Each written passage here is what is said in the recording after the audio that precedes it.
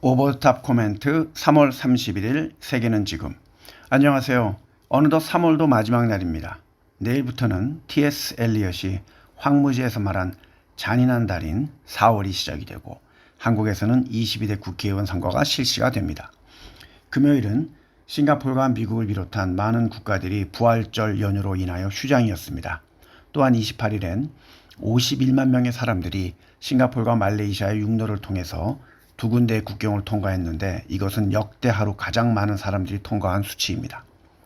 최근 중국의 리창 총리는 경제 회복을 위하여 지원을 강화하고 있다고 했으며 시스템적인 위험이 해결되고 있다고 말을 했고 현재 생각보다는 그렇게 심각하지 않다고 했지만 현재 중국은 주시도 약세로 돌아서고 있으며 중국을 바라보고 중국에서 많은 매출을 일으켰던 구찌를 포함한 고가 제품들의 주가도 매출도 내려오고 있는 모습입니다. 애플의 CEO인 팀 쿡은 중국에서 57번째, 상하이에서 8번째로 세계에서 가장 큰 애플 스토어를 연 것을 축하하기 위해서 샹하이로 갔으며 이것은 그가 중국의 투자를 강화한다는 신호이며 공급처의 다각화란 명분으로 탈중국을 하고 있지만 중국의 투자도 늘리고 있으며 소매점의 입지 강화를 노렸습니다.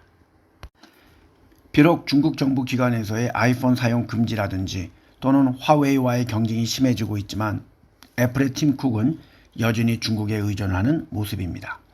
중국은 미국이 전기차 보조금을 지불하는 것이 차별적이고 공급망의 혼란을 야기한다고 WTO 세계무역기구에 제소를 했습니다.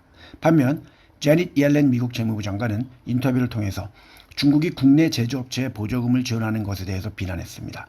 그녀는 중국만큼 우선순위가 높은 산업에 보조금을 많이 주는 나라는 없다며 전기차, 배터리, 태양광, 생산업체에 대한 대규모 지원을 지적했습니다. 그녀는 중국이 이들 산업을 세계적으로 지배하는 것이 목표라고 했으며 그녀는 곧 중국을 방문할 예정입니다. 또한 미국은 최첨단 반도체를 생산하려는 중국의 야망을 더욱 좌절시키려고 동맹국들에게 중국의 칩 제조업 장비 수출에 대한 더 많은 제한을 가할 것으로 보이며 실제로 중국의 상무부장이 네덜란드의 대외무역개발협력부 장관을 만나서 반도체 제조의 핵심 장비인 노광 장비의 대중국 수출에 대해서 이야기를 했지만 효과가 없었습니다. 작년 말 미국 정부는 네덜란드 정부에 요청을 해서 중국의 반도체 기업들이 네덜란드의 ASML에 주문한 반도체 노광 장비의 마지막 세대의 수출도 금지를 시켰습니다. 미국은 중국이 더 낮은 수준의 노광 장비 또한 수입하는 것을 막았습니다.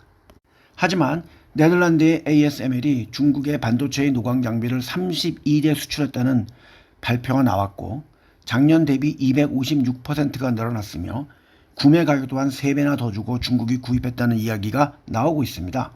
아마도 올해 1월 대중국 수출 제재가 발효하기 전에 중국이 사재기를 한 것으로 보입니다. 2월 달 중국에서의 아이폰 출하는 작년 대비 33%나 줄어들었으며 중국에서의 수요 부진이 원인이라고 합니다. 1월에는 550만 대를 출하해서 작년 동월 대비 39%가 줄어들었습니다. 애플은 9월에 발표했던 신모델이 중국에서 고전을 하고 있으며 화웨이의 핸드폰은 반대로 많이 팔리고 있습니다. 특히 애플은 얼마 전 자율주행 애플카를 포기한다고 발표한 데 이어서 애플 워치용 마이크로 LED까지도 개발 비용이 많이 들어가고 기술이 복잡하다고 하면서 포기한다고 발표했습니다. 헤지펀드의 거물인 레이 달리오가 중국이 국가의 부채를 줄이고 통화정책을 완화하지 않으면 잃어버린 10년에 직면할 것이라고 경고를 했습니다. 그는 외국인 투자가들이 투자의 다각화로 인하여 중국을 떠나고 있다고 했습니다. 또한 중국은 투자 유치에 어려움을 겪고 있는 중이며 많은 부채와 빈부격차가 큰 문제라고 했습니다. 중국의 큰 은행들의 주택담보부실채 대출이 작년 대비 크게 늘어나고 있는 모습입니다. 공상은행은 9.6%가 늘어나고 있고 농업은행도 4.7%가 늘어나면서 점점 부실 대출이 늘어나고 있습니다. 장기간에 걸친 부동산 경기 침체로 부실 채권이 쌓이면 그만큼 은행들의 대차 대조표를 잠식하고 있는 중입니다. 최근 일본의 국철 좌석에서 벼룩이 발견이 되었습니다. 2023년 보고에 의하면 일본에서는 벼룩이 전년 대비 40% 증가했다고 합니다. 또한 연초에 일본에서 지진이 왔을 때 위로의 전문을 보낸 북한은 지지율이 바닥을 치고 있는 기시다 총리의 방북을 추진할 가능성이 있으며 4월 10일 열릴 미일 정상회담에서 기시다 총리는 미국의 양해를 구할 것으로 보입니다. 물론 지금은 북한이 한다 안 한다를 계속 언론에 흘리는 중입니다. 히로시마와 나가사키에서 20만 명 이상의 사망자를 냈던 핵폭발을 주제로 해서 올해 아카데미 최우상을 받은 영화 오펜하이머가 금요일 일본에서 늦게 첫 상영이 되었고 반응들은 다행했지만 긍정적이진 않았습니다. 태국은 동남아시아 국가에서는 처음으로 국회에서 거의 만장일치로 동성 간의 결혼을 합법화시켰습니다. 그리고 카지노가 고용과 매출을 일으킨다고 합법화를 시켰습니다. 새롭게 국가안보법이 홍콩에서 통과가 되면서 미국은 홍콩의 고위 관리들의 미국 입국에 제재를 가하기로 했으며 중국 또한 미국으로 갈 때 불공정한 대우를 받을 수 있으니 주의하라고 경고를 했습니다. EU 또한 미국의 메타, 애플, 구글이 새로운 디지털 독점 금지법을 어긴 점에 대해서 조사를 시작한다고 했습니다. 이들의 벌금은 세계 매출의 최대 10%까지 나올 수 있습니다. 2022년 12월 대통령에 취임한 페루의 여성 대통령은 불법 재산 증식과 고가의 롤렉스 시계를 보유했고 자금의 출처를 밝히지 못하여 관저와 자택 수색까지 당했지만 2026년에 만기에 맞춰 사임하겠다고 발표했습니다. 최근 5년간 지적재산권을 침해한 중국산 모조 명품의 규모가 1조 7,658억 원이 되었다고 발표했습니다.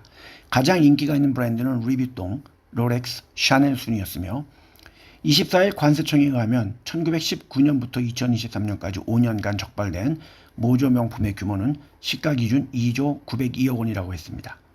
중국이 전체의 84.5%를 차지했고 일본이 284억 원, 홍콩이 136억 원이었습니다. 루이비통이 2,464억 원, 롤렉스가 2,137억 원, 샤넬이 1,135억 원이었습니다. 가방이 7,638억 원, 시계가 5,784억 원, 의류직물이 229억 원이었습니다. 올해 1월에서 2월 사이도 적발된 금액도 653억 원으로 작년 동기 대비 39%나 늘어나고 있다고 했습니다. 중국 지수연계 ELS에 투자하여 손해를 본 사람들에 대해서 은행들은 자율배상을 추진하는 중이라고 합니다. NH농업은행의 잔액은 지난해 말 기준 2조 6천억 원으로 이 중 1조 8천억 원이 올해 만기가 되며 이미 우리은행, 하나은행도 마찬가지로 자율배상을 결정했습니다. 국민은행과 신한은행도 29일에 임시이사를 열고 배상의 규모를 논의했습니다. 외국인들이 올해 1분기 주식 순매수액이 분기 기준 사상 처음으로 15조 원을 넘었습니다. 30일 증권거래소에 의하면 29일까지 이 15조 7,560억 원의 주식을 외국인들은 순매수했으며 이것은 1998년 이후 사상 최대치입니다. 외국인들은 AI와 반도체 열풍에 국내 반도체 주식을 대거 샀고 저 PBR 주식, 실적이나 자산에 비해 저평가된 가치주를 말합니다. 많이 담았습니다. 가장 많이 매수한 종목은 당연히 삼성전자로 5조 5,020억 원을 순매수했고 현대차가 2조 1,410억 원, SK하이닉스가 1조 7,560억 원을 순매수했습니다.